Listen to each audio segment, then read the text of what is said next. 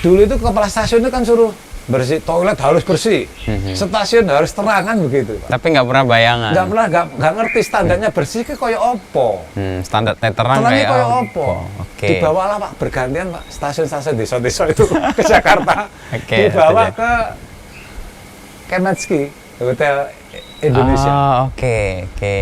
Di sana hanya diajak ngopi, ngeteh, suruh melihat toilet. Udah saya nggak usah ngomong, itu loh toilet yang bersih itu. Udah kamu contoh, udah gitu aja. Kan lucu kan, Pak? Standar terang kayak gini. Terang itu begini.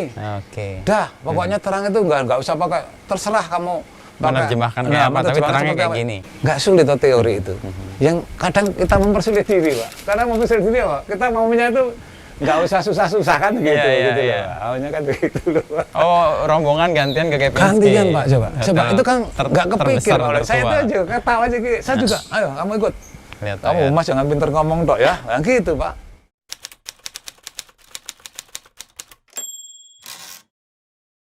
Enggak, saya dengar kisah banyak dari salah satunya Pak Jonan. Iya. Lalu dari berita-berita yang saya baca ini Pak Sugeng ini mengawali karir di KAI dan nggak menduga dalam posisi di level karir yang paling tinggi sebagai Korsek. Itu bisa diceritakan apa? Gimana? Iya.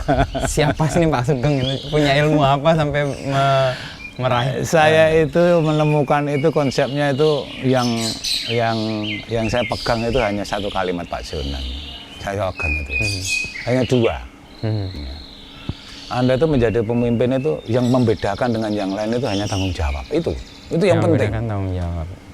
Jadi hubungan kemanusiaannya dengan teman, dengan bawahan dan sebagainya itu biasa. Cuman tanggung jawabnya harus beda. Satu. Kedua, kamu harus bisa menjadi contoh. Udah itu aja. Di posisi apapun?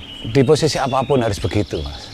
Namanya pemimpin itu kan ya level yang kecil kan gitu ya, level middle, level tinggi kan begitu. Dan itu nampaknya ya memang itu kunci suksesnya itu. Kalau lihat perjalanan Pak Sugeng sendiri di awal kan, kalau saya baca dan tahu dari beberapa orang kan, Pak Sugeng itu penjaga palang kereta. Ya.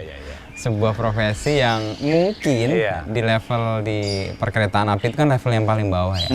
Dan sampai pada level tertentu naik dan sampai pada karir tertinggi sebagai Korsek itu gimana? Panjang Mas, nggak apa-apa ya, panjang ya.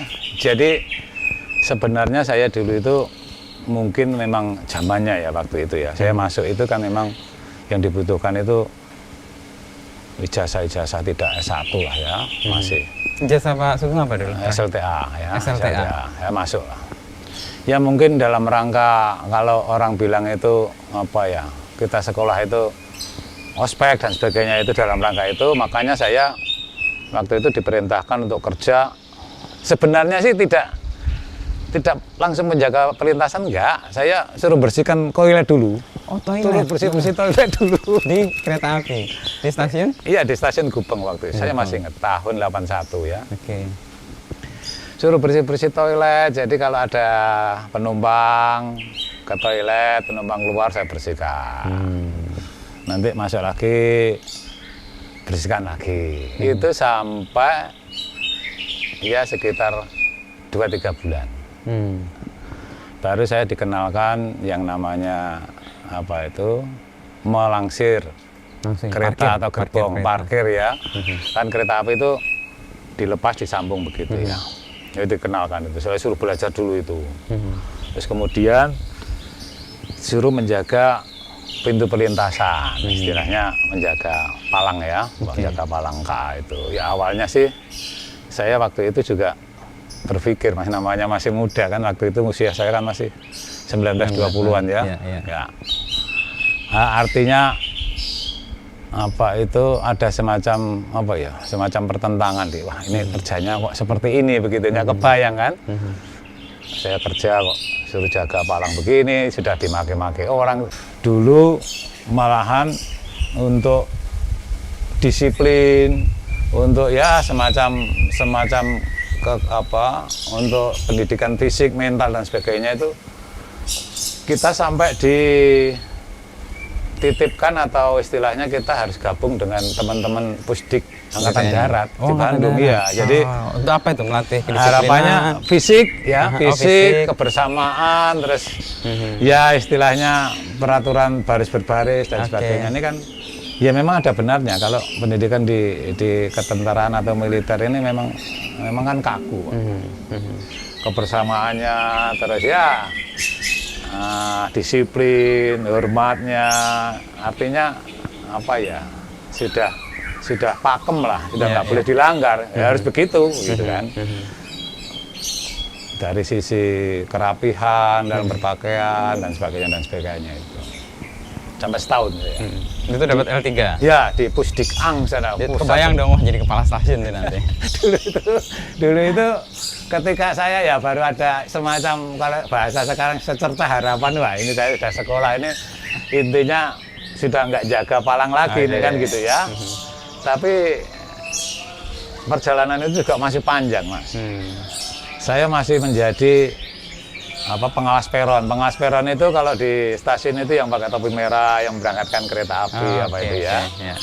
Sama dengan pemimpin perjalanan kereta api PPK atau yang topi merah itu. Sama. Itu saya jalani mulai tahun 85 sampai tahun 97. Lama banget. Lama pakai banget itu. Muter tahun aja. Iya. Jadi di sana muter aja. Saya sampai memiliki apa ya?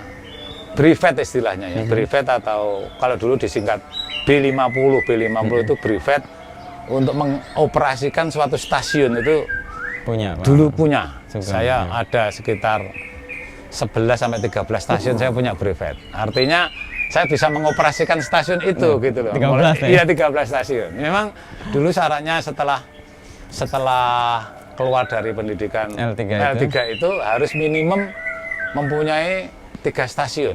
B50 3 stasiun. Ini 13. Saya 13 karena dulu kan ada Mas istilahnya, saya taruhlah tempat kedudukan saya di Gubeng ya. Saya harus mewakili atau dinas di luar Gubeng. Contoh, saya harus mewakili dinas di Waru. Saya harus mewakili dinas di ya stasiun kecil-kecil lah. Dulu ada stasiun Mesigit, ada stasiun macam-macam kan gitu. Harus punya itu. Harus mewakili dinas di Sepanjang, harus mewakili dinas di Krian itu. Saya harus punya itu dulu gitu loh. Jadi tidak semudah itu, memang dulu memang ketat ya. Ketat. Lagian juga yang namanya masih pegawai negeri sipil kan masih birokrasi ya. Jadi semuanya serba ketat. Saya sampai punya 13 stasiun brevet ya, jadi ya beruntung lah saya juga beruntung. Tapi ya kembali lagi itu semua juga tidak bisa menjamin bahwa saya bisa berkarier sebenarnya kan begitu. Tapi syarat untuk itu sudah ada minimum kan begitu. Syaratnya terpenuhi tapi bahwa kemudian mencapai itu atau enggak, saya kira dulu saya sempat ya semacam pesimis lah, putus asa karena namanya KKN apapun itu kan masih kental dulu Mas. Jadi siapa yang tidak mempunyai ya cantolan dan sebagainya itu kan sulit untuk. Dan Pak Sugeng merasa itu sulit. Saya nggak punya yang namanya cantolan itu nggak punya. Jadi ya ngantri aja lah. Meskipun brevetnya udah 13. Ya. L3-nya sudah terpenuhi. Jadi syarat-syarat dasar atau syarat minimal untuk menduduki suatu jabatan itu selain saya secara formal sudah terpenuhi juga mungkin karena antri aja ya. Dan dulu ini kan menduduki jabatan ini kan nggak ada ukurannya Mas, tidak terukur.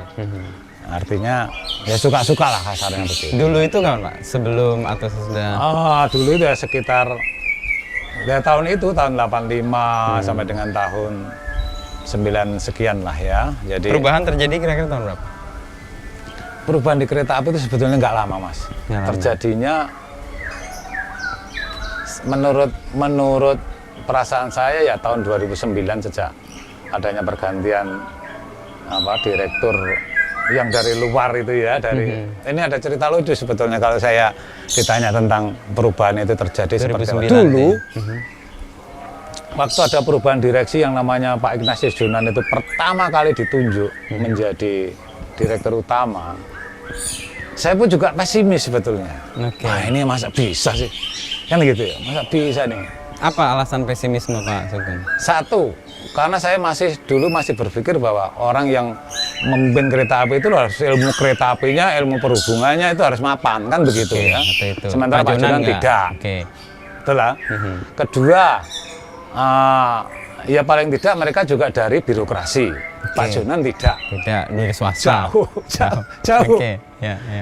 Saya juga melihat, maaf ya Mas ya, apa ya bahasanya tuh, tampilannya Pak Jonan kan nggak meyakinkan saya untuk mudah percaya. Sorry ya, ini saya harus jujur. Iya. Itu pesimisme muncul. Ini mampu apa enggak nih? Padahal orang kereta api ini kan, ya semacam anulah, tuan rumah. Iya, tuan rumah di perusahaannya sendiri kan begitu. Dulu kan kita semacam, ya kayak apa ya? Menurut saya juga nggak bagus. Tapi memang nuansanya seperti itu apa?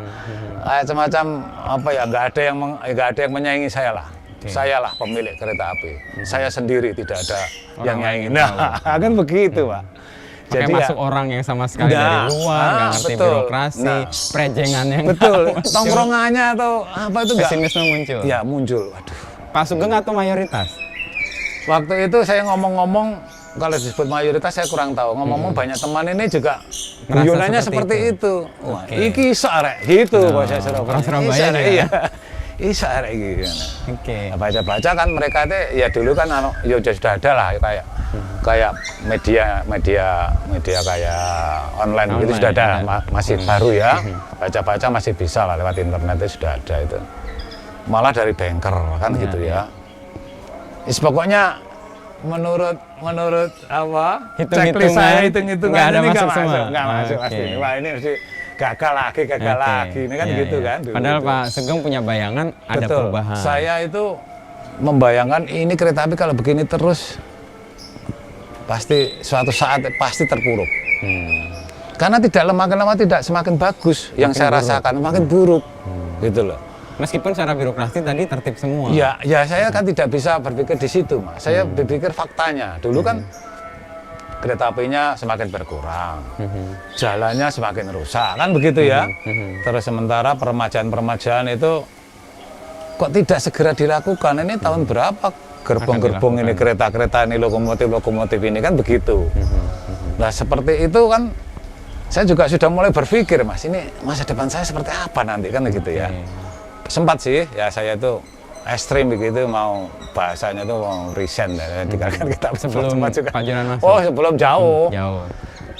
Sebelum itu sekitar tahun 96-95an lah ya. Yang Mbak tetap bertahan, lalu kemudian ketemu sosok yang tadi nggak meyakinkan. Saya yang tetap bertahan itu waktu itu ketika tahun 97 ya, 97 saya sudah ada berita-berita bahwa saya mau dicalonkan menjadi kepala stasiun kan gitu. Ada harapan. Kecil-kecilan ya, kecil-kecilan dulu kan. Lumayan gitu. lah 13 iya, ini akhirnya ada semacam ya harapan. Terondong sinar ya, sinar harapan. Nah, dalam perjalanan saya menjadi ini ke kepala stasiun ya, kepala stasiun sampai dengan saya menjalani yang ribet itu kan. Waktu ketika saya di stasiun Gubeng itu, saya tahun reformasi 97-98an ya, sampai tahun 2002 itu. Nah ini kan juga gitu, saya kan semakin tahu Pak, ini kereta api ini semakin lama semakin jelek. Selesai nih.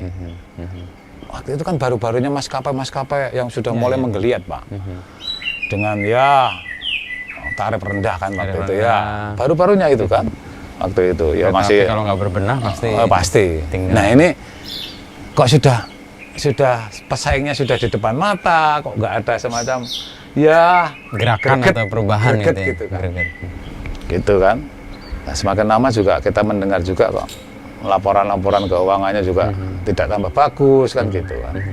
Waktu itu sih sudah perum padahal, sudah perum. Ya. Udah perum waktu itu. Udah perum kan, dari saya masuk PJ perusahaan jabatan, terus kemudian ya perum. Itu nggak ada ini. Terus akhirnya ya perjalanan waktu itu saya sampai terakhir itu menjadi kepala humas di Surabaya. Tahun 2007-2008. Kepala stasiunnya belum jadi akhirnya? Kepala stasiun sampai tahun 97-98 itu sampai dengan 2002. Nah, terus kemudian karena saya basicnya S1-nya dari sarjana hukum, saya ditariklah menjadi kepala subseksi hukum waktu itu. Ya. Dari kepala S1-nya diambil selama kerja? Iya, betul. Ngambil selama kuliah. Kerja itu, sambil kuliah. Artinya dulu kan ada istilahnya memiliki dan mendapatkan kan, Mas. Apa itu? Kalau memiliki itu, contohnya saya sudah mempunyai S1. Karena yang dibutuhkan itu SLTA atau SLTP, saya masuk. Cuma yang diakui ya ijazah itu. Iya. Nah, itu tidak boleh dulu itu diakui S1-nya, nggak boleh. Karena tugasnya untuk SMA. Betul. Nah, kalau kamu mau diakui ya kamu sekolah lagi. Minta izin, harus ada izinnya, Mas. Namanya IB, izin belajar. Pas Sugeng belajar untuk ambil S1. Saya akhirnya minta izin belajar, dikasih lah untuk ambil S1 sampai selesai ya. Alhamdulillah kan gitu ya. Kasih IB istilahnya izin belajar. Kalau tidak pun juga sulit untuk bisa menentukan untuk mengikuti penyesuaian ijazah gitu kan. Nah, pada waktu tahun itulah saya bisa menyesuaikan ijazah dengan ijazah yang saya miliki tertinggi kan gitu. Menjadi humas hukum dulu. Jadi hukum kasubsi hukum dulu. Kasubsi hukum. Ya, kasubsinya standar aja lah, begitu-begitu aja ya. Paling kasus-kasus yang banyak itu kan paling kecelakaan di pelintasan sebidang dan sebagainya itu aja. Sampai dengan tahun 2006, 2007 saya dipindah lagi ke Surabaya. Nah, pindah lagi ke Surabaya, sempat merangkap menjadi Kaur Hukum dan Humas. Dulu sebutannya itu Wastek lah, istilah jabatan semacam Wastek begitu. Hukum dan Humas. Nah, ini tahun 2009 itulah mulai ada. Dulu itu lucu sebenarnya. Saya ketemunya, akhirnya saya bisa meresapi atau mengambil hikmahnya dari pergantian pimpinan di kereta api itu. Dulu itu kan tahun 2009 itu bulan Maret itu kan ada semacam rapat rakerda, rapat kerja daerah. Nah, itu kan diikuti oleh pejabat-pejabat di seluruh daerah operasi, di daerah operasi 8 di Surabaya sana. Nah, kebetulan Pak Junani ini pejabat baru ke Surabaya. Ke Surabaya, datang ini saya wajar baru tahu itu saya fisiknya beliau ini. Baru tahu itu. Iya ya orangnya nih. Kok gini gitu. Ya, ceking gitu kan. Bawaannya nggak masuk lah. Iya, pokoknya intinya checklist saya nggak ada yang masuk lah. Gitu. Pas makan, pas rehat begitu makan. Di sini yang kira-kira senior siapa ya? Gitu, Pak Jinan waktu itu tanya. Ya termasuk saya dong. Tahun 2009 saya masuk kereta api. Tahun 81 kan sudah termasuk senior kan. Ya Pak, siap. Salah satunya saya. Pertanyaannya itu loh, sungguh sangat menusuk saya. Apa yang kamu rasakan selama kerja tahun 81 sama dengan 2009? Tek gitu Pak saya. Waduh, saya itu nggak bisa merasakan apa-apa sampai sekarang itu. Wah ini mudah-mudahan Pak nggak sampai tua ini nanti kereta api saya masa nggak bisa merasakan apa-apa kerja di kereta api ini. Gitu loh, nggak ada sesuatu yang membanggakan, yang nendang lah kasarnya kan gitu. Sambil makan itu, ya biasa aja waktu itu kan. Ya tidak lainnya Pak Jonan sendiri juga orang Surabaya, jadi ngerti lah karakter orang Surabaya, ngomongnya sak gelem dhewe kan gitu kan. Ya, terus apa harapan kamu? Itu berdua Mas, waktu itu ketika kita mau cek itu. Iya, kamu punya harapan saya. Kereta api ini harus dirubah Pak. Kebetulan Bapak kan dirubah Pak. Kalau nggak selesai kita Pak, saya bilang. Udah kamu mau berubah? Ya, saya pengennya berubah Pak. Benar. Oke, yang itu. Hanya itu aja yang diomongkan ke saya itu. Nah, seminggu kemudian saya dimutasi Pak. Kacau ini. Saya dimutasi dari Surabaya ke Jakarta. Coba ini. Udah lama di Jakarta Surabaya. ini kan menurut saya waktu itu kan alas gung liwang liwung, Iya, iya. jalma moro jalma mati, Pak. Saya nggak tahu kondisi di sana. Meskipun udah bertahun-tahun di kereta api, Nah, Jakarta nggak kebayang. itu dia kan gitu. Oke. Namanya KRL kan wes berantakan gak karuan kan gitu. Kondisinya udah Mutasi sebagai Kahumas, Pak. Karena di Surabaya waktu beliau ngobrol dengan saya waktu makan itu tadi saya maunya situ apa maunya. Ya maunya berubah, kalau nggak berubah ya seperti ini terus, Pak. Nggak ada yang bangga, saya bilang gitu kan. Gitu. Ya, terus kamu mau berubah? Iya, saya mau, Pak, berubah. Benar. Oke, itu tok. Seminggu kemudian mutasi saya. di Jakarta. Mutasi Jakarta sebagai Kahumas di sana. Nah ini juga ini juga catatan sejarah lagi. Mungkin tidak akan terjadi di semua ya mungkin BUMN pun nggak pernah terjadi. Saya berangkat ke Jakarta, Pak, sampai 2 bulan tidak diizinkan pulang sama Pak Jonan itu. Nggak boleh pulang. Alasannya? Ya alasannya kamu pulang mau apa? Oke. Ngambil baju, Pak, baju dinas saya beli. Coba untuk harian, Pak, beli. Jakarta ini kota besar kan, begitu ngomongnya. Yang ngomongnya begitu ke saya. Oh siapa? Beresin dulu Jakarta. Mari nggak karu-karuan kan begitu, Pak. Ya, sampai 2 bulan ya. Kejadian-kejadian yang kayak anjlokan dan sebagainya itu kan. Ya itu masa-masa di mana kereta api sedang. Bener makanan sehari-hari itu. Komplain. Wah, orang pokoknya nggak protes, karuan. orang masih gelayutan, macam-macam lah. semua. Yang orang intinya kan di kereta api dulu, Pak.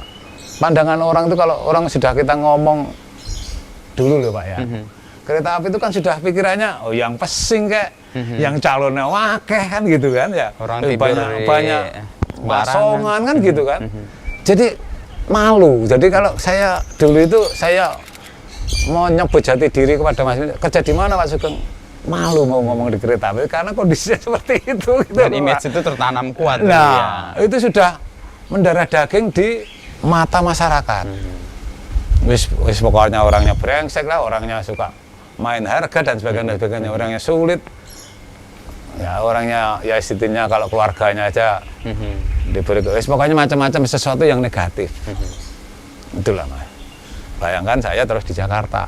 Di Jakarta yang saya di Surabaya biasa KA Intercity, kayak jarak jauh itu kan relatif lebih mudah.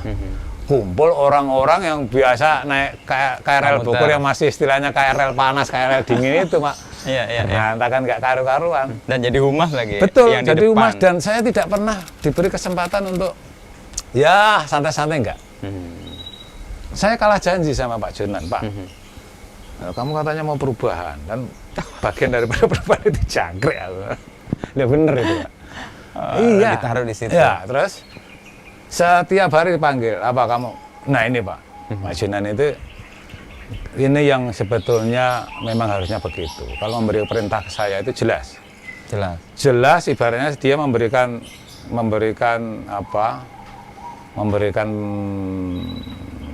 apa ya, rekening ke saya itu kan rekening kosong gitu loh. Contoh, kamu jadi humas, ngomong apa adanya, yang jujur, gitu. Lah saya kalau ngomong apa adanya mana ada baiknya, Pak, kereta api, Pak. Nanti gitu. Loh, Pak, nanti kalau begini-begini saya tanggung jawab. Pemimpin kan begitu, Pak, pemimpin. Kalau ada apa-apa saya, pokoknya perintah saya laksanakan aja. Aduh, saya yang mulai dulu sudah mempunyai karakter bandel, Pak, sudah. Nah ini kalah bandel ya kan gitu. Ternyata orang itu nggak bisa dinilai dari tongkrongan. Ternyata leadershipnya dia luar biasa. Ternyata dan melakukan perubahan itu.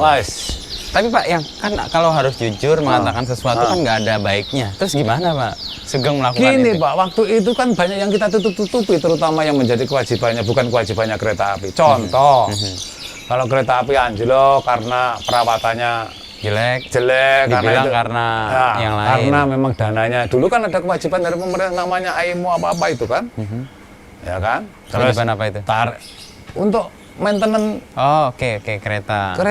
Jalan kereta, trek, kan gitu perawatannya itu kan ya. Itu kan ada. Terus masalah layanan kereta api ekonomi, PSO.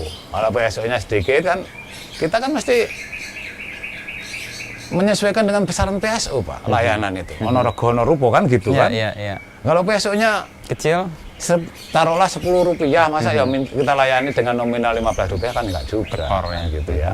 Nah, semakin lama semakin tekor. Nampaknya itulah yang dulu itu dipendam sehingga Ditutup-tutupi itu. ditutup-tutupi sehingga ya awalnya sih ini cerita ya, awalnya sih kami ya sering ditegur oleh ya teman-teman di kementerian gitulah, nggak usah disebutkan ya.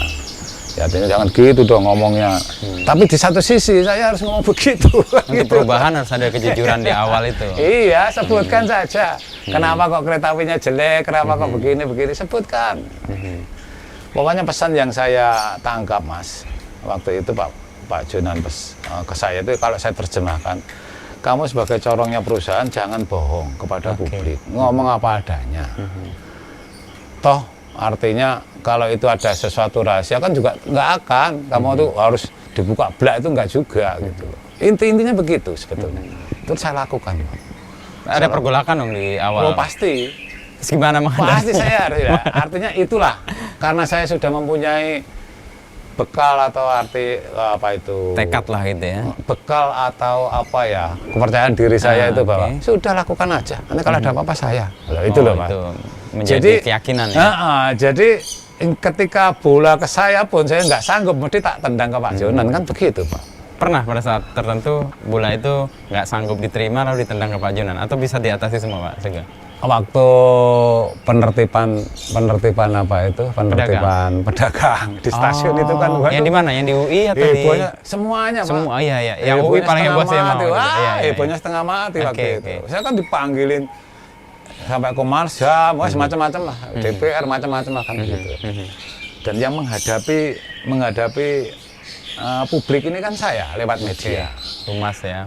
Karena saya pesannya itu kamu kepada publik jangan bohong, ya saya kepada media nggak akan bohong. Ngomong apa adanya aja. Ya harus ditertibkan, harus dikosongkan, kalau enggak kita paksa digusur kan begitu ngomongnya.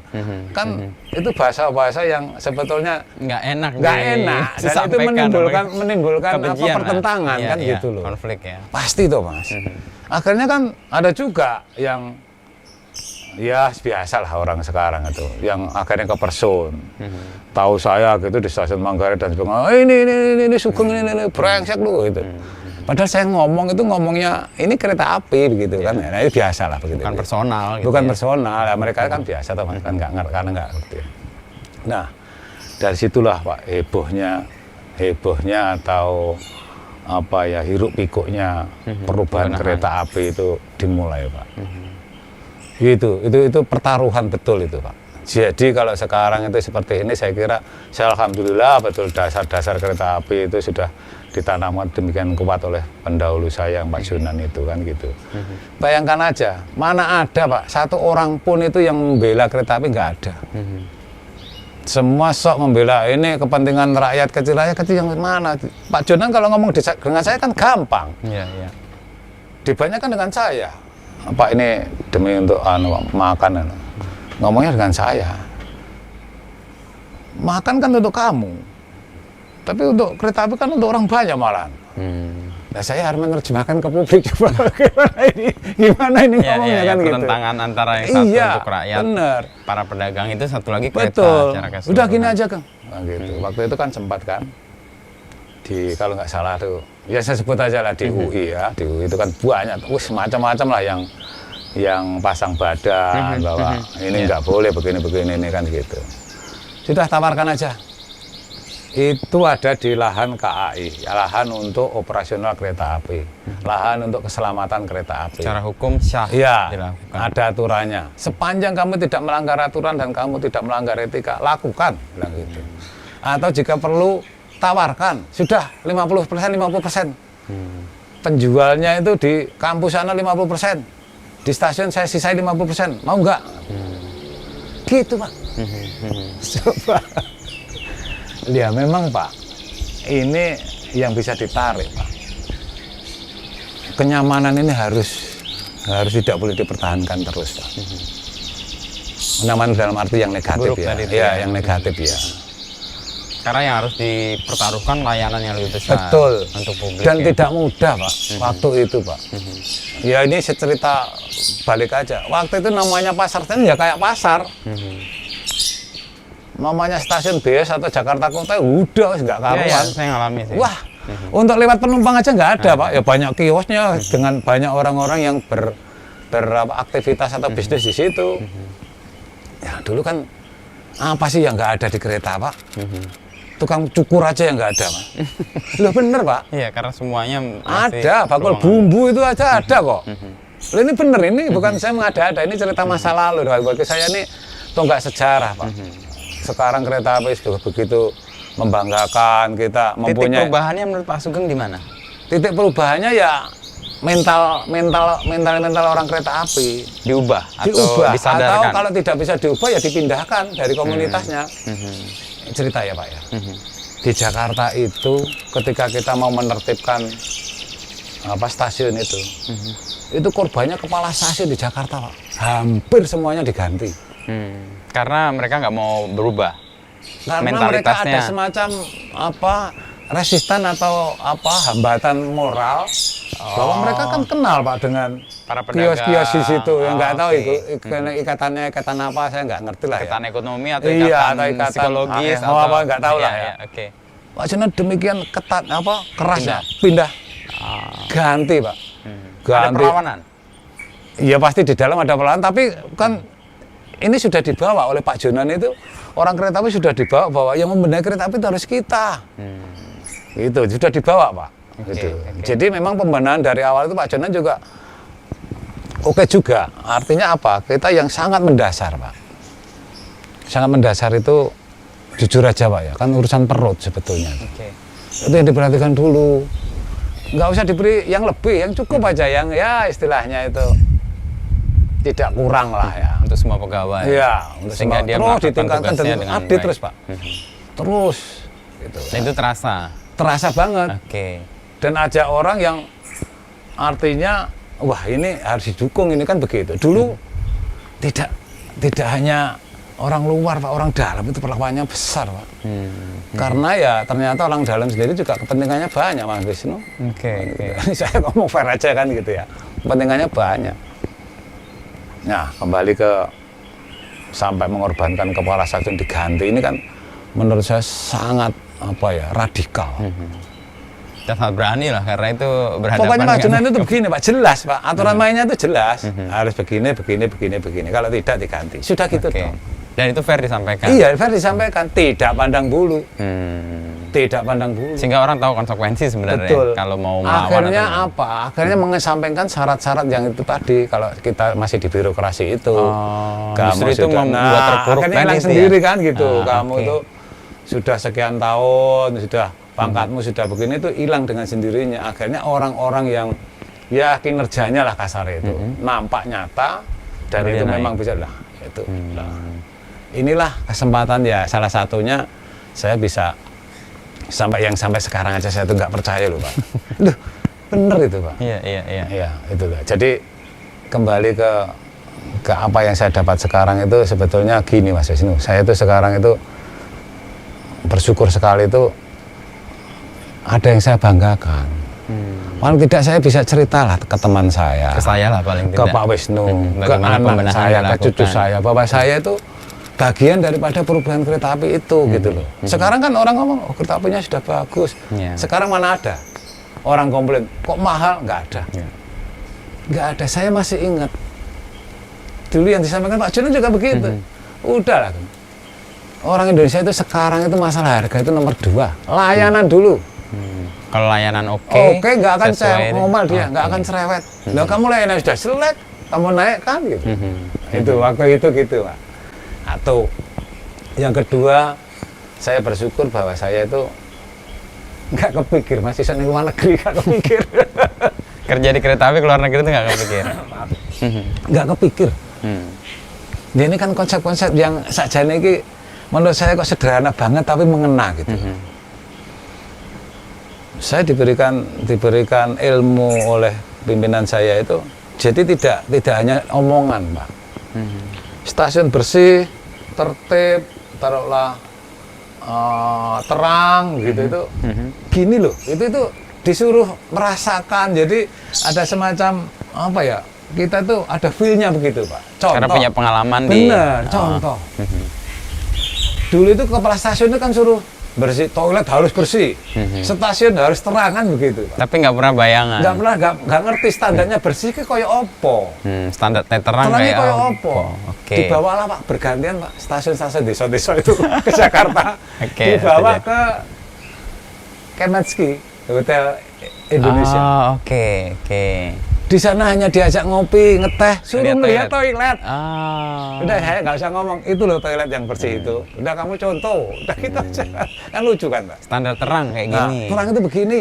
Oke. Udah, pokoknya terang itu nggak usah pakai, terserah kamu menerjemahkan kayak apa, tapi terangnya kayak gini.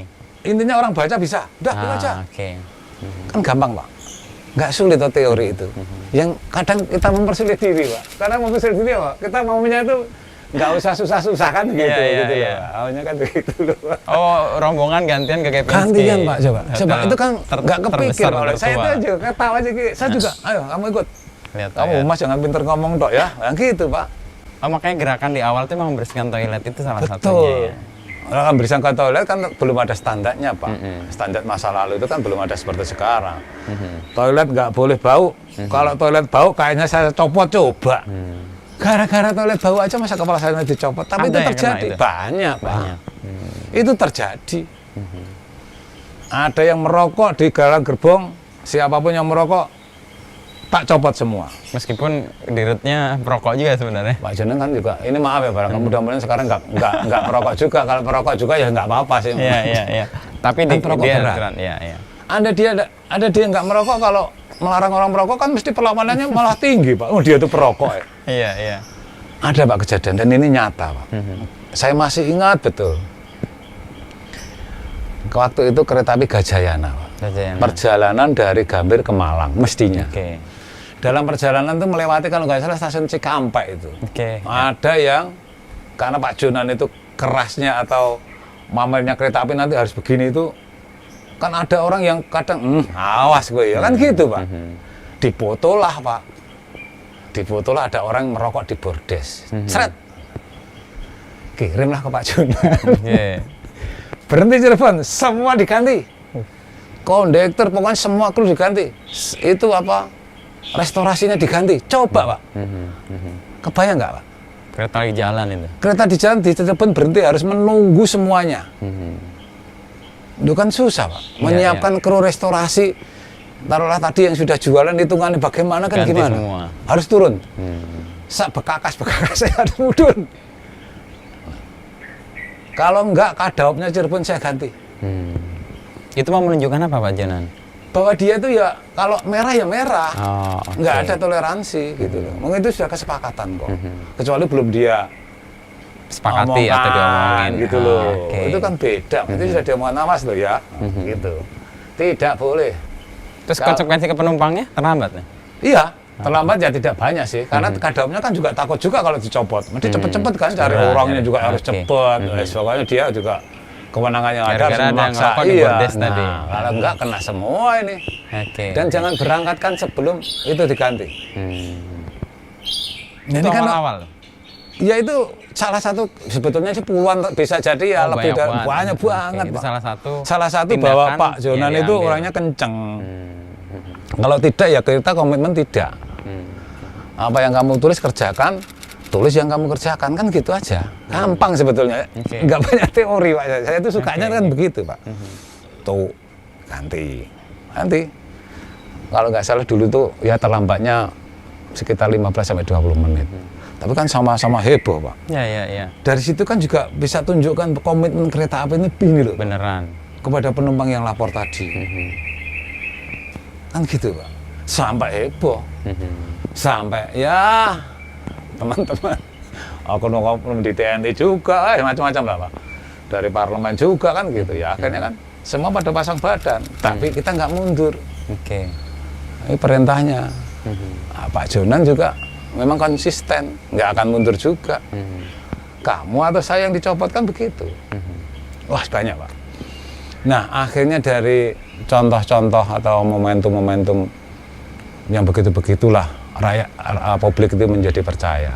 Bahwa perubahan dilakukan, pelayanan diperbaiki, publik intinya diutamakan. setiap hari itu tidak ada sesuatu yang tidak kita melakukan perubahan, Pak. Ada aja kerjaan. Ini belum rampung, ini belum rampung. Semua bidang. Dan membuat bagaimana struktur ini saling ngontrol gitu, Pak. Oh, saling satu sama ngontrol. lain. Jadi kalau dulu contoh nih, dulu itu masinis dan penyedia lokomotif itu kan satu direktorat, Pak. Nah ini kalau masinis taruhlah ada keluhan itu kan dia masih jaga kursa. Dia kan nggak akan menyampaikan itu kepada luar kursanya kan, yang kena dia sendiri. Contoh taruhlah lokomotifnya apa ada yang nggak beres, kipasnya nggak beres atau speednya macam-macam lah, kan nggak sampai heboh. Dan itu pasti dikip sendiri. Jangan kan nggak mau begitu. Harus saling kontrol. Harus saling kontrol. Orang sarana ya kamu tugasnya sarana saja. Orang yang mengoperasikan orang lain. Jadi masinis sekarang kalau tidak menerima kerjaan yang baik dari sebelumnya, iya, dia nggak akan mau dia. mau. Go and no go kan gitu. Go itemnya masuk nggak? Masuk berangkat. Lo gue satu pun yang nggak berangkat. Nah ini jadi heboh. Gitu loh, Pak. Jadi kan jadi tahu karena laporannya ada. Di mana nih yang nggak beres? Copot. Nah, Gampang gitu. Gitu, Pak. Kok jangankan begitu, Pak. Mungkin terjadi ya seperti sekarang. Longsoran saja, Pak. Itu harus ada yang bertanggung jawab. Longsoran itu. Kereta api kecelakaan gara-gara longsoran. Itu harus ada yang bertanggung jawab. Nah, ini yang mungkin orang sulit, Pak, melakukan itu. Intinya kamu itu jangan nyalahkan Tuhan. Udah gitu aja. Itu. Kan susah ini.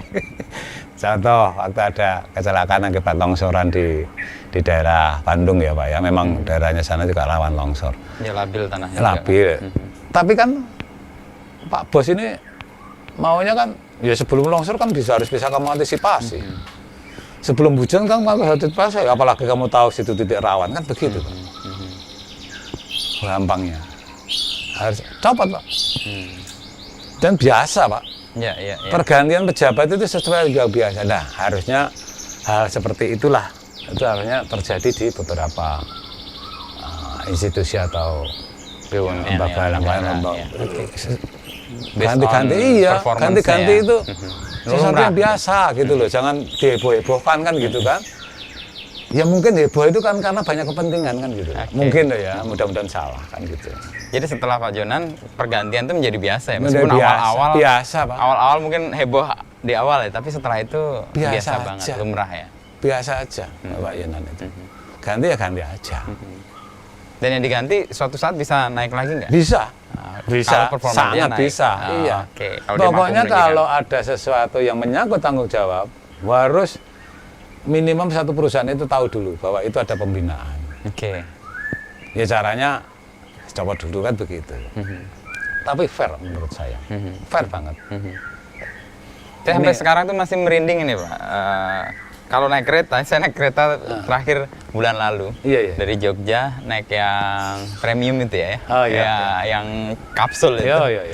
Ya, bukan hanya karena kapsul, tapi saya melihat semua petugasnya itu berdiri dan menaruh hormat. Itu merinding gitu cerita itu. Itu kultur itu dibangun dasarnya apa dan mulai kapan itu? Begini, Pak.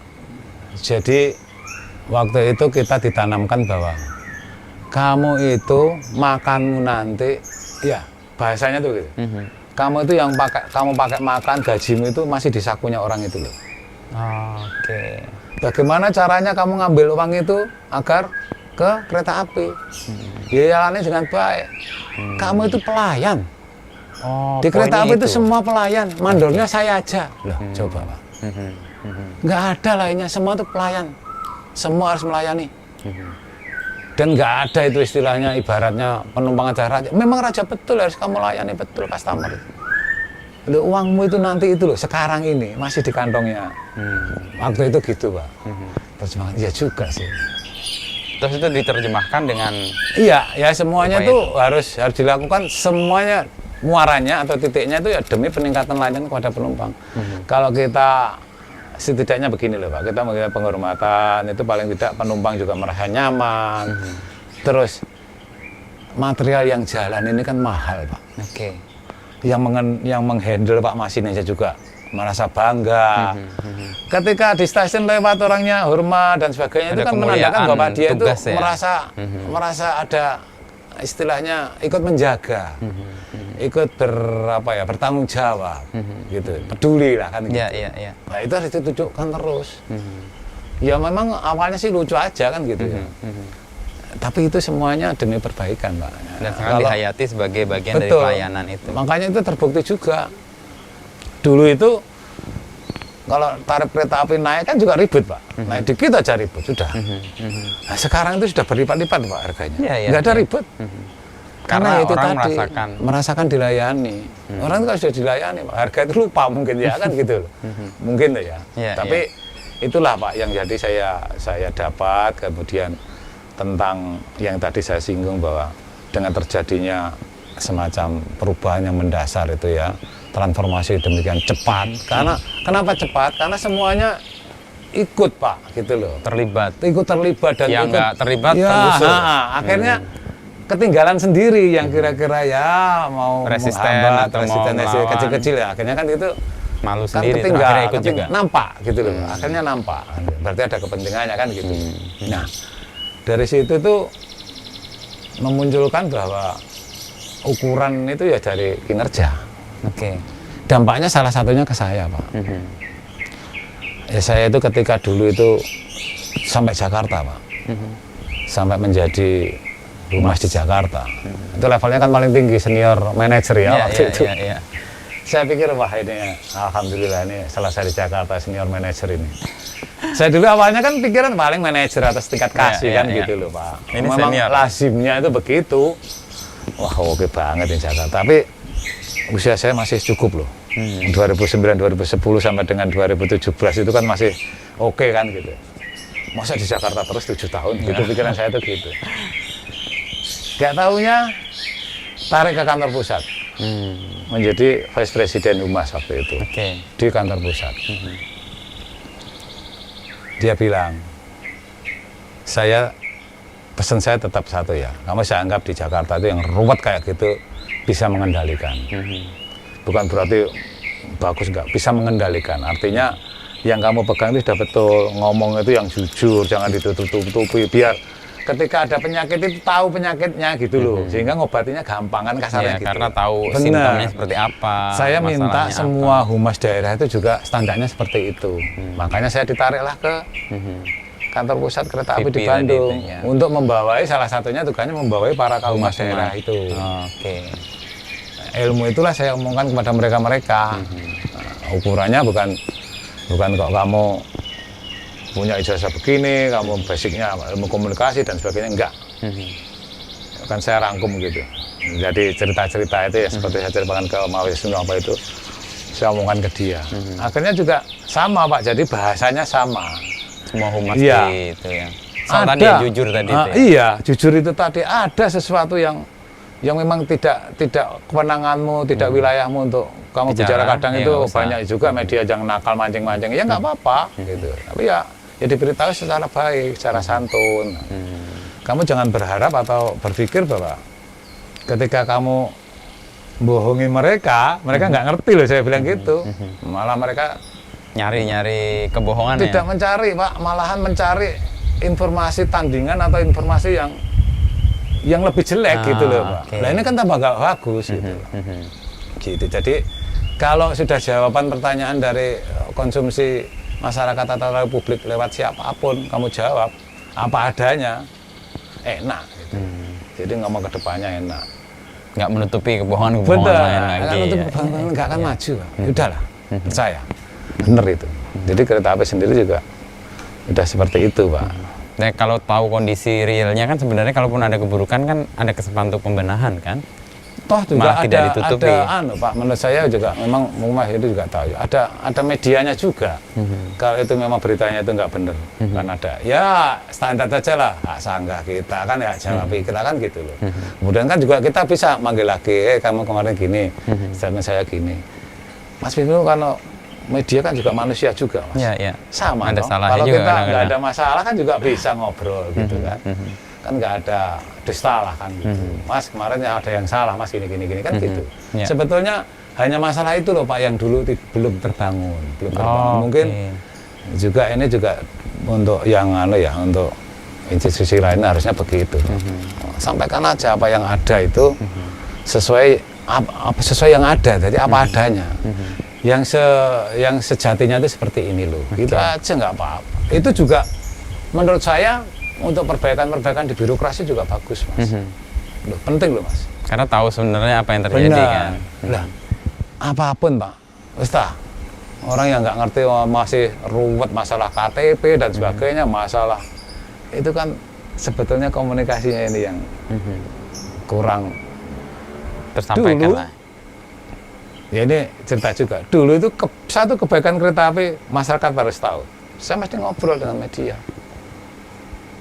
Walaupun nanti kita dibom banyak masalah nggak apa-apa, tapi kebaikan demi kebaikan itu harus kamu sampaikan. Bahwa pesen tiket itu sekarang sudah nggak sulit, tidak perlu antri, begini caranya kan begitu Pak. Nah dulu kan awalnya, sekarang gini loh Pak, pertanyaan saya itu, sopo yang bisa menurunkan penumpang di atas itu siapa? Faktanya nggak ada yang bisa. Saya ngalami itu tahun 2007, 2008 tuh masih siapa sekarang itu yang mengira bahwa stasiun itu sudah kinclong seperti itu? Saya aja nggak kebayang. Gara-gara main ke Kempinski untuk lihat toilet lah setidaknya ya. Untuk tahu standar bersih kayak apa. Iya makanya saya tadi kan ngomong Pak. Stasiun itu kalau mau bangun stasiun yang tidak merusak stasiun lama itu, kamu ke Perancis. Perancis Pak. Oke, untuk melihat. Untuk melihat. Begini loh gambarnya itu. Begini loh, kalau aset kereta api yang lama-lama itu kamu manfaatkan bisa dipakai kafe, macam-macam kan Pak. Gitu loh. Jadi terjadi sekarang semua. Nah, kayak di Tugu. Bener, itu loh. Caranya begini loh. Bisnis kereta api itu jangan kereta apinya yang untung, bisnis sampingannya. Multiplier effect.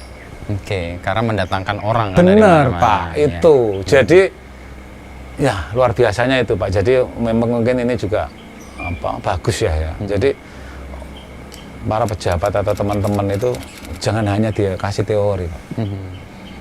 Suruh terjun. Kereta api dengan angkutannya sedemikian besar, KRL cara menghandlenya seperti apa? Kirim ke Jepang. Jepang kan biasa Pak. Orang dorong-dorongan itu biasa Pak. Dorong pantat itu udah biasa. Tapi kan tidak cerita. Kan tahu sendiri, merasakan sendiri. Naik kereta api nanti itu pakai tapping itu begini ke Cina. Berangkat ke sana untuk tahu. Jadi di era Pak Jonan itu dilakukan semua. Itu dia. Makanya datang, sekarang kayak perubahan-perubahan itu begitu smooth gitu Pak. Tapi kan awalnya kan mesti hiruk pikuk Pak. Udah hiruk pikuk. Makanya kan saya sampaikan tadi, saya itu nggak ngira. Bisa ke Perancis, bisa ke Cina, bisa ke Jepang. Untuk bisa itu seeing is believing ya. Artinya yang melihat sendiri, lalu kemudian menerapkan, nggak diasarkan omongan orang. Bener Pak. Ya itu masalah sederhananya. Terang itu apa sih? Resik itu piye sih? Kan gitu. Wangi itu piye sih? Itu tidak ada kecuali. Tidak ada kecuali loh Pak. Tidak ada kecuali itu bukan berarti itu berlaku hanya untuk orang-orang stasiun. Orang kantor sama. Orang kantor sama. Standar bersihnya, standar terangnya. Sama. Terus berikutnya Pak, saya itu ya bagian daripada kebanggaan saya itu sejak era-era perubahan kereta api inilah. Saya itu tidak malu pakai baju kereta api. Karena pimpinan saya mewajibkan kemana-mana harus pakai baju dinas.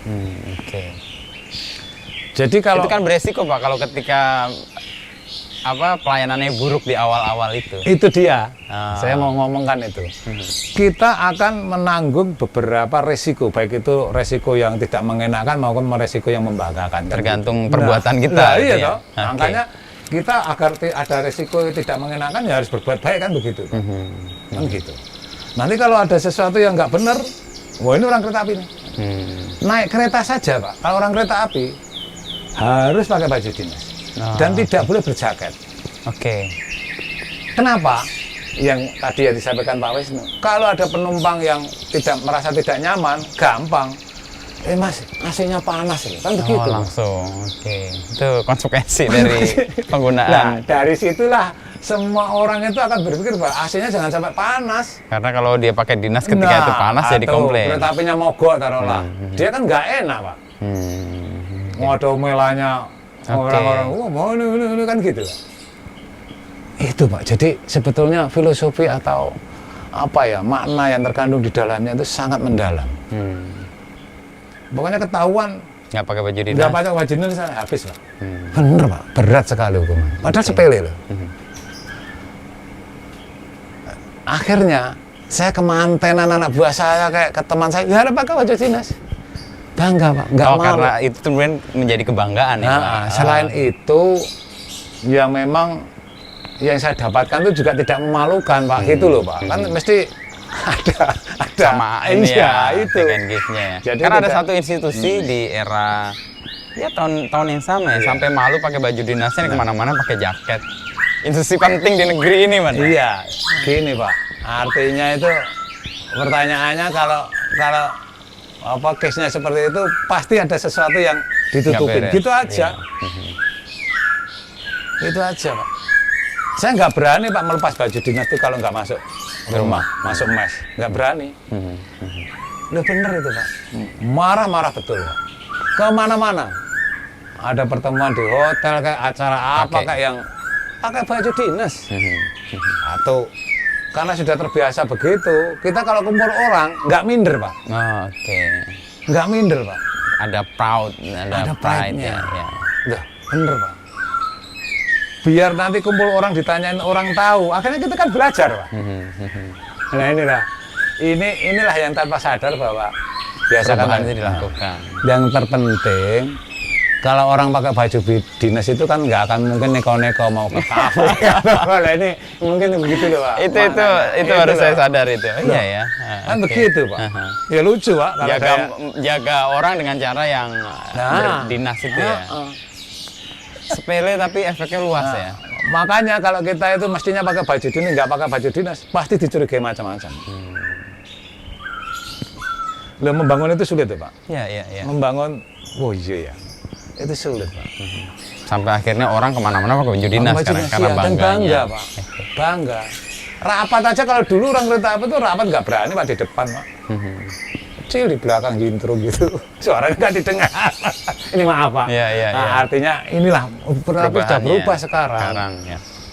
Dan orang-orangnya juga udah mau tampil ke depan gitu loh, tidak sudah seperti dulu lagi. Ini memang zamannya gitu. Zamannya ya. Saya bangganya ya, saya bagian daripada itu perubahan itu loh, Pak. Yang bisa, yang saya bersyukur banget gitu. Ini kan udah 7 tahun lewat, Pak ya, dari Pak Jonan selesai lalu Pak Sugeng juga udah nggak di situ. Konsistensi perbaikannya kan terus terjadi. Apa yang membuat itu terus terjaga? Karena juga memang sudah gini, Pak. Sekarang ini kereta api itu semuanya sudah tertata atau apa ya?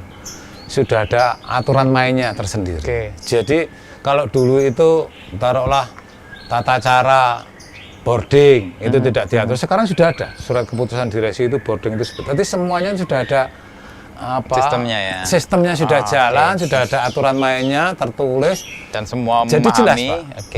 Jadi jelas, Pak. Jadi semua memahami, aturan mainnya jelas. Jadi nggak ada lagi saya belum tahu, nggak ada lagi. Makanya sampai sekarang karena semuanya harus tahu. Satu itu karena waktu itu sudah memang diawali oleh Pak Jonan, Pak. Zamannya Pak Jonan luar biasa ini. Dulu itu semua pejabat harus masuk grup tertentu dan harus ada Pak Jonan di situ. Pak Jonan. Contoh grup apa nih? Grup WhatsApp atau grup? Dulu grup email dulu. Email. Waktu belum ada WhatsApp ya. Grup email grup lah ya. Mailing list gitu ya. Iya, mailing list. Apa itu email korporat itu ya. Nah, itu harus punya, Pak. Dan itu semua dijinglengi. Ini cerita ya, Pak ya. Saya pernah menjadi kadaup itu, kepala daerah operasi. Itu kalau laporan, setiap hari diminta sama bos. Dan dibaca. Laporannya. Pendapatannya berapa, ini berapa. Sampai laporan boarding di stasiun kecil-kecil itu, kedapatan yang merokok sekian, yang diturunkan dari kereta, itu harus dilaporkan detail. Dan itu tidak boleh dilaporkan sebelum jam 12 siang, malam. oh malam, oh sebelum jam 12, oke. Jadi jamnya harus 2 digit, tidak boleh laporan jam 23 itu nggak diterima sama dia. Nanti aja jam 2 gitu. Jadi saya setiap malam harus melek, harus buat laporan itu. Oke. Gitu Pak. Kalau belum dijawab, gitu rasanya belum bisa tidur. Belum tenang, ya. Komentarnya itu. Nanti komentarnya satu-satu Pak. Iya, semua laporan. Padahal beberapa puluh laporan itu. Itu dia. Yang akhirnya terbantahkan bahwa kita tuh nggak bisa melihat casingnya. Saya pertama kan melihat jalan casingnya. Ternyata dalamnya nggak ada. Dalamnya luar biasa Pak. Bukan dari birokrasi. Iya. Dan bukan orang yang tahu nggak ngerti blas, kereta api blas. Nggak ngerti blas. Tapi justru itu yang menjadi ya mungkin ya saya nggak tahu, tapi itu pelajaran yang saya petik. Orang itu jangan lihat jelegernya, apa ya, casingnya, tampilannya. Sangat bisa jadi tertipu besar seperti saya. Terus Pak, nyaris 24 jam itu ada jawabannya. Dan semua dilaporkan secara jujur, jadi nggak ada yang ditutupi. Itu tadi kejujuran adalah untuk ingin mengetahui kekurangannya, taruhlah top manajemen itu kurangin yang ngopo, gitu loh. Memang ini nggak ada biaya, tambah. Tuh.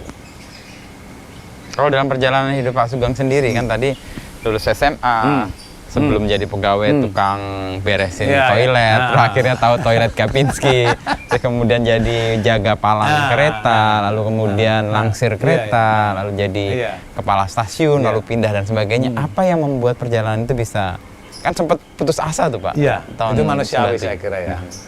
Ya, ketika saya yakin pada ini pasti berubah. Sepanjang saya juga bekerja dengan baik, pasti ikut perubahan itu, pasti Pak. Karena zaman itu akan mesti berubah Pak. Itu aja saya waktu itu ya. Pikiran saya itu begitu, pasti berubah. Cuman saya juga tidak menyangka perubahan secepat itu yang terjadi di perusahaan saya loh Pak. Terus orang itu begini Pak. Menurut saya orang itu sekarang sudah tidak zamannya lagi mengandalkan modal-modal yang lama lah ya. Apa tuh modal? Ya, koneksi atau pertemanan, kekeluargaan. Itu akhirnya itu nggak akan langgeng, nggak akan lama. Karena zamannya sudah nggak begitu. Zamannya nggak begitu, yakinlah itu. Zamannya sudah nggak begitu lagi. Udah nggak model kayak dulu itu. Siapa yang punya cantolan? Ya, banyak yang pengen cari muka aja lah kan gitu. Nggak begitu. Dan saya kira anak-anak muda sekarang kan banyak yang ya kelebihannya cepat gitu ya. Ya kira sudah ketinggalan zaman, model-model KKN itu ketinggalan zaman. Janganlah itu. Ya kalau bisa ya memang harus kemampuannya itu dipentoke. Saya dulu itu kan berpikir sampai Jakarta itu wah ini saya harus terakhir kemampuan saya harus tak pentokan di sini. Jadi rasa capek juga ada ada semangat ada gitu loh, semangatnya ya. Gitu loh. Di pentoke, wah kok bisa naik lagi ya? Saya kan lengkap Mas, karir saya itu lengkap loh Pak. Mulai dari pelaksana sampai ya level-level kecil lah ya, sampai terakhir sekretaris perusahaan itu kan jabatan karir tertinggi di suatu perusahaan ya Pak. Saya itu sektor pernah setahun. Kepala daerah pernah. Jadi ya saya berharap, ya saya cerita sih ke anak-anak buah saya dulu. Jadi kamu itu jangan kecil hati. Yakinlah bahwa selain daripada kamu itu kerja yang baik, nasibmu itu juga menentukan kan begitu. Ya kan itu. Dan sepanjang kamu itu bener aja. Itu saya sampaikan. Nasib baik akan ngikutin lah. Ngikutin Pak. Dan sekarang itu nggak ada alasan lagi bagi orang-orang kereta api itu bermalas-malesan. Karena apa? Modal dasarnya sudah kepegang. Kepercayaan publik ini loh Pak. Bahwa orang kereta api itu sudah pelayanannya bagus, sudah nggak mau lagi disuap dan sebagainya. Sudah budaya-budaya malu untuk menerima sesuatu dari yang tidak semestinya, itu sudah ada budaya itu. Dan itu sudah dibentuk dari dulu. Pokoknya kalau ada indikasi itu aja selesai gitu aja. Dan pasti malu Pak. Gitu. Jadi budaya malu itu ya berangkat dari pengalaman saya itu gini Pak, bahwa tidak ada yang tidak bisa itu sebetulnya. Sepanjang kita itu lakukan yang secara maksimum gitu, secara maksimal apa yang kita punya gitu. Satu, jangan malu-malu gitu. Jangan malu-malu itu sebetulnya saya kok suruh ke hotel, lihat toilet dan sebagainya, sebetulnya kan izin Pak, kan nggak enak. Tapi justru itu titik balik untuk perubahannya. Ternyata karena nggak ada malu kita, tadi. Iya, karena orang-orang itu diem itu bukan berarti diem ini ngerti atau nggak ngerti ya, tapi faktanya nggak ngerti. Oke. Kan gitu Pak. Jadi ya harus dikenalkan secara langsung. Resik gini loh, gitu kan. Terang tuh gini loh. Gitu. Saya luar biasa Pak, hidup saya itu luar biasa. Luar biasa itu karir ya. Ya makanya saya berkali-kali menyebut, kok iso ya saya itu jadi direktur ya, jadi direktur. Waktu itu kan, waktu saya sekper Pak Jenan tahun 2015 itu Pak Jenan kalau salah Menhub ya, Main Perhubungan. Waktu itu waktu ulang tahun kereta api, Pak Jenan ini pembina upacaranya, ketemu saya, ya, namanya sekper itu kan ketua panitianya kan. Karena ya sama-sama hobinya kan gitu, mojok gitu. Sebat. Iya, mojok gitu. Kamu kapan pensiun? Tahun depan Pak. Wah, gimana sih kan gitu. Masa saya masih gulung-gulung ngobat-mabit begini kamu sudah. Loh Pak, gantian Pak yang muda-muda. Iya, pasti gantian, cuman masih perlulah sedikit waktu untuk kamu ikut bantu kereta api waktu itu. Dan nggak usah banyak teori, nggak usah banyak ngomong. Orang humas itu biasanya kalau ngomong pinter-pinter kan pinter gitu. Siapa? Jawaban. Sanggup apa enggak kamu? Saya minta tolong untuk menaik kereta api sebentar aja. Ya Pak, sanggup Pak. Itulah di anak perusahaan direktur operasi pemasaran di Kalok, PT Kalok. Salah satu anak usaha dari PT KAI. Nah dari situ jalmutan kena kiniro itu Pak. jadi itu tadi jangan minder. Udahlah. Jangan minder. Orang bisa disongko. Apa kuncinya Pak? Kemudian menghadapi sesuatu yang baru di apa? Secara merasa nggak pantas atau apa? Pak, pengalaman saya yang pindah-pindah apa dan sebagainya itu, ya orang itu jangan apa ya, jangan minder Pak. Orang itu harus bisa menyesuaikan diri, jangan minder lah, intinya itu jangan minder. Ya kita berpikir sama dengan saya, gitu aja. Ya beda pun tipis gitu, jadi jangan minder. Sekarang ini kan, ini maaf saya cerita ya, yang paling ditakutin banyak birokrasi, banyak orang-orang, kan media Pak. Nah, kebetulan saya itu dulu kan dekat ya. Iya, gumulnya sama media. Jadi dari situlah bahwa saya bisa memetik bahwa kita nggak usah perlu minder, kita nggak usah perlu takut. Sepanjang yang saya sampaikan itu benar, gitu aja. Ketika kita nggak ada yang kita simpan sesuatu yang itu ya. Mindernya dari situ biasanya. Dan mungkin mudah bergaulnya saya itu tak mungkin saya kan supel itu. Ya berangkat dari media itu tadi Mas. Jadi orang itu kalau saya mengedepankan gini loh Pak, kalau saya itu. Intinya itu orang itu nggak ada yang mau susahkan gitu.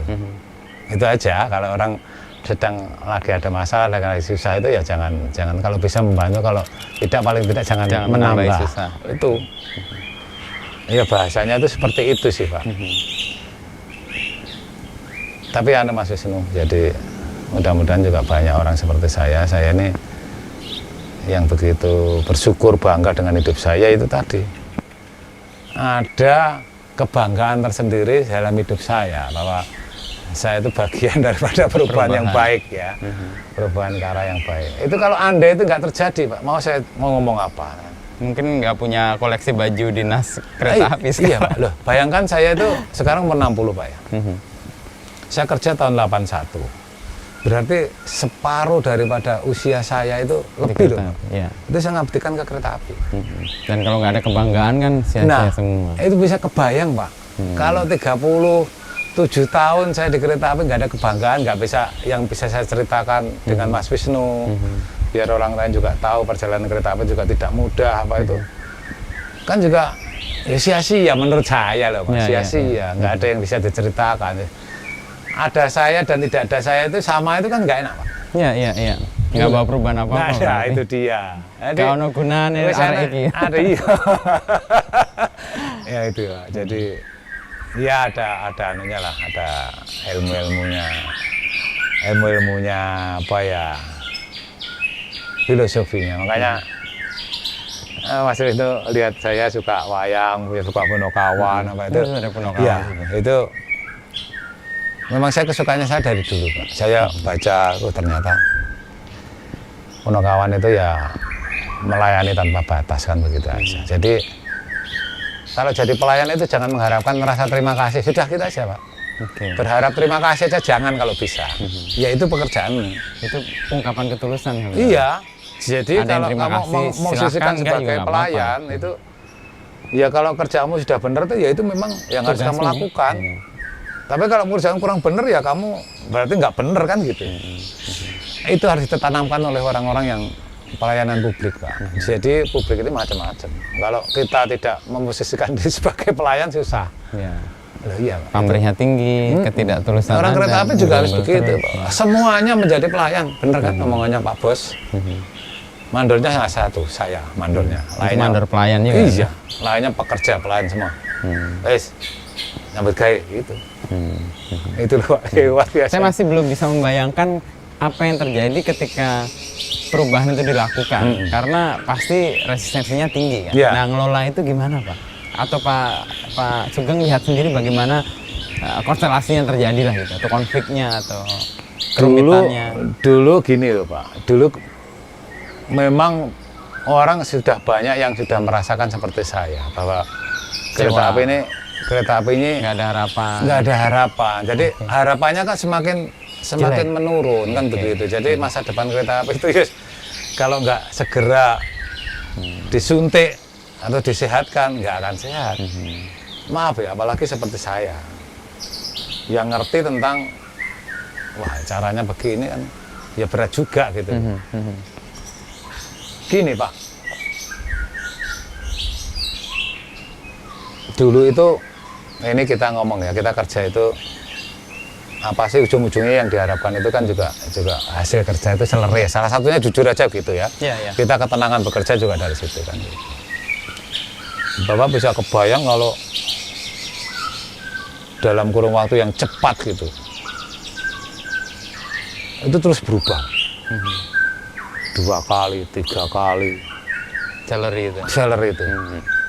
Lipat, Pak. Bukan persen, gaji loh, bukan gaji loh. Kalau gaji kan ada standar. Iya. Kita kan nggak mikir itu gaji. Yang penting kita dapat berapa kan gitu. Ya caranya ya dipacu untuk berlomba gitu. Kalau mau kerja ini resikonya tinggi ya kamu saya hargai tinggi. Contoh kayak Mas Awak KA dan sebagainya itu, ya dia mendapatkan salary yang lebih besar, ada tunjangan ini kan gitu. Macam-macam lah, Pak. Jadi tidak bisa disamakan orang yang kerja di kantor dengan di lapangan gitu. Fair lah. Makanya tadi menjawab pertanyaan Pak Wisnu pasti ada pertentangan. Saya kira ya ada sih pertentangan itu kan ketika kita merasa suka tidak suka aja. Tapi ketika sesuatu dilakukan secara fair dan semua orang mendapatkan haknya, ya mengetahui, diajak ngomong jujur kan, semua orang mengetahui dan ketika sudah ditahu bulan nanti kalau keuntungan kita segini ini kamu mendapatkan bonus gini. Dan itu berlomba-lomba ya. Iya, dan itu tidak hanya janji kosong, Pak. Diwujudkan. Segera setelah itu terwujud. Iya. Biasanya malah taruhlah ya. Ini akhirnya saya harus ceritakan gitu. Dijanjikan 2 kali. Ternyata lebih, Pak. Karena memang hasilnya lebih. Bagaimana kita mau nggak setuju? Semangat, ya, nggak. Kita kerjanya lebih baik. Jadi ada semangat untuk itu gitu. Dan yang saya rasakan, Pak ya, saya dulu kan belum ada pandemi, Pak. Saya rasakan tuh setiap gantian tahun itu nambah tinggi. Yang nambah itu ya tunjangan lah, Pak ya. Jadi kalau gaji ya itu tadi saya sampaikan. Nah, ini yang semangat kita ini untuk melakukan iya, perubahan-perubahan. saya kira juga di yang lain mungkin kalau di model seperti itu juga sama saya kira. Semangatnya pakai itu, tapi jelas aturan mainnya kan gitu Pak. Ya. Aturan mainnya Nggak, jelas. ini Ya, copot, resiko. nggak performanya nggak bagus, ganti. Mas, ya dulu sih awal-awalnya kan waktu itu kan kelihatan sedih gitu karena apa banyak kecelakaan, banyak hal-hal yang nggak mengenakan lah Iya, di iya, akhir-akhir ini kan. Iya. Udah Pasti yang ingat dulu kalau baik-baik. liputan Lebaran itu fotografer pasti orang umpuk-umpukan di kereta, Ada. naik ke atas, Saya itu terkadang dorong-dorongan. begini Sekarang loh, udah Pak. nggak ada. Itulah Pak ya sebetulnya.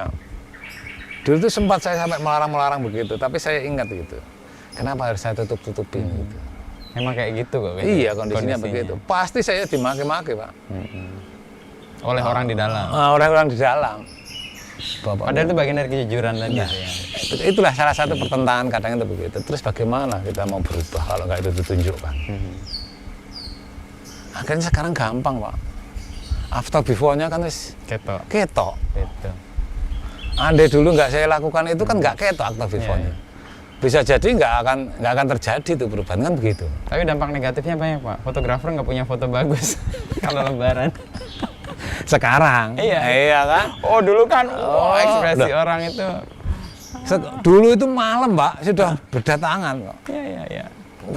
Sama lagi sudah kereta apinya sudah terakhir, penumpangnya belum dimuat Wah, banyak. udah Waduh, jaga-jaga. kayak Itu masa lalu, Pak. Nggak pasar akan mungkin, Pak. pasar sapi gitu ya. Yes, makanya Mana? dulu itu petugasnya fotografer itu enak banget. Enak Kayak banget. foto bagus. Sekarang susah. Susah cari momen yang indah Artinya kan itu. perubahan terjadi. Oke, gitu Pak Sugeng. Wah ini seger saya dapat insight dari beberapa temuan atau pengalaman Pak Sugeng ya. Sekarang pasti seru ini pakai baju dinas pun sekarang nggak disuruh pun pakai nih. Enggak. Ya artinya nyimpen banyak baju dinas. banyak. Karena itu bagian kebanggaan yang kemudian disimpan Iya. Pak ya. Cerita. Dulu Pak, dulu itu Pak Yonan itu kalau orang dari luar negeri, itu salah satunya orang yang paling rendah pangkatnya itu dikasih bajunya Pak Jonan, Pak. Baju dinasnya Pak Jonan. Oke. Masih ada tulisannya Jonan gitu. Asli Pak. Kan bangga Pak. Udah berapa tuh yang nyimpen ya berarti ya? Banyak Pak. Banyak. Bisa ditanyakan. Karena keluar negeri mereka. Kenapa pas keluar negeri? Ya untuk kenang-kenangan. Oke. Untuk kenang-kenangan. Bagian dari kebanggaan yang Iya. mungkin perlu mereka Benar, jaga ya. Bisa ceritakan ke mungkin di rumah kan dipajang Pak, bisa Nah, jadi kan iya. gitu.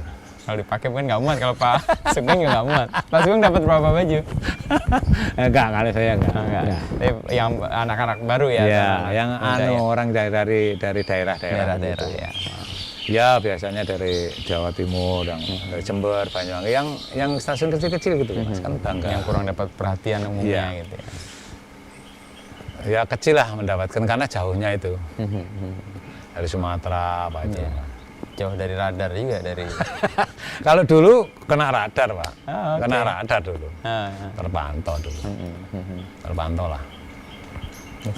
dapat baju itu kan iya pasti bangga banget. Iya. Nah, Jonan. Iya, ya bajunya Kereta, beliau Pak, Iya, iya. yang dipakai bukan kok.